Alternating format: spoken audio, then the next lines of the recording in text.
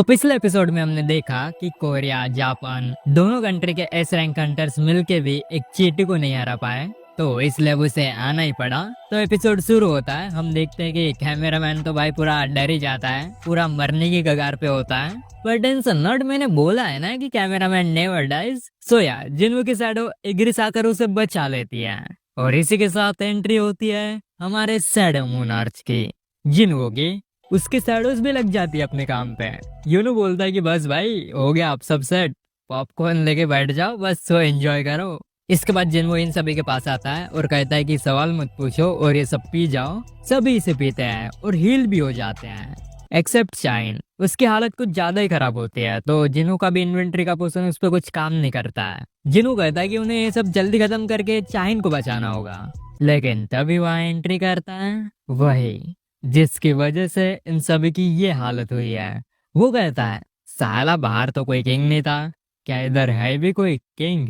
Uno इसे देख के बोलता है अबे ये वापस आ गया, तो क्या इसका मतलब कोटू का खेल खत्म? जिनू कहता है तो बेटे लोग मेरे बीवी का ध्यान रखना, मतलब चाइन का ध्यान रखना, मैं अभी इसे निपटा के आया। वो उसके पास जाता है और चीटी कहती है तो क्या तुम ही हो द किंग?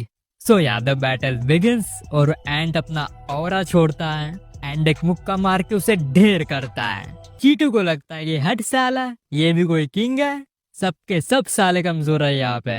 लेकिन तभी जिन्नू सामने आता है, अपने मुंह से पान थूकता है।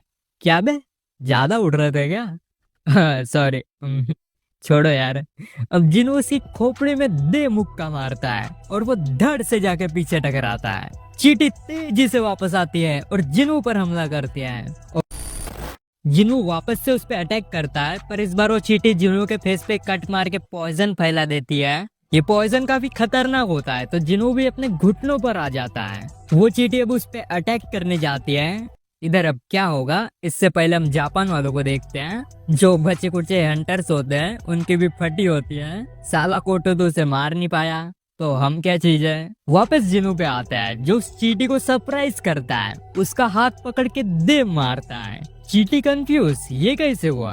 बट एज यू नो जिन वाज इम्यून टू पॉइजन, उसे पॉइजन से कुछ नहीं होता, सब सिस्टम का कमाल है। जिन्हों अब वापस से उस पे हमला करता है, जल्दी मैच खत्म करना है ना उसे, क्योंकि अपनी भाभी जी को भी तो बचाना है ना। जिनू अटैक्स, बट वो चीटी अपने पंख फड़फड़ा के ऊपर भाग जाती है, बच जाती है।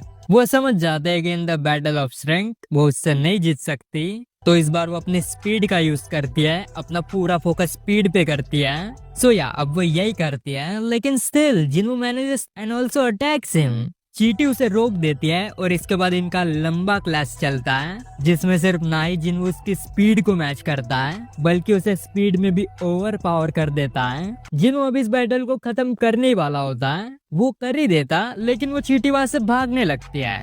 बट कहाँ भाग के जाओगे भाई, वो उसे पकड़ ही लेता है और उसे बहुत स्लैशेस मारता है। चीटी कहती है क्या सच में मेरे पास कोई एडवांटेज भी नहीं है इस पे? तो वो इस बार अपने चेलों को सामने लाता है। जिन्नू कहता है अच्छा तो अपनी आर्मी बुला ली तूने, मेरा देखेगा, I mean, मेरी आर्मी देखेगा। वो भी अपनी आर्मी बुला लेता है और अब इनके बीच फाइट होती है, एंड इसमें भी जिन्हों के side was just over powered him.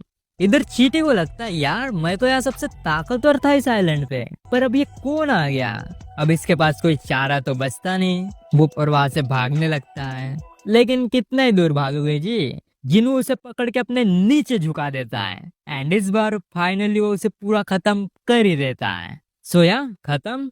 अब इसके बाद वो सबसे पहले अपनी भाभी के पास जाता है। उसे बचाने के लिए समय काफी कम होता है। अगर तुम सोच रहे होगे कि एक्सचेंज वाली एबिलिटी क्यों नहीं यूज कर लेता, ये इसलिए क्योंकि वो एक कर ही नहीं सकता, उसे एबिलिटी नहीं मिली है ना, तो इसका कूल डाउन पीरियड भी ज्यादा है। सो यार कुछ ना कुछ तो करना ही पड़ेगा।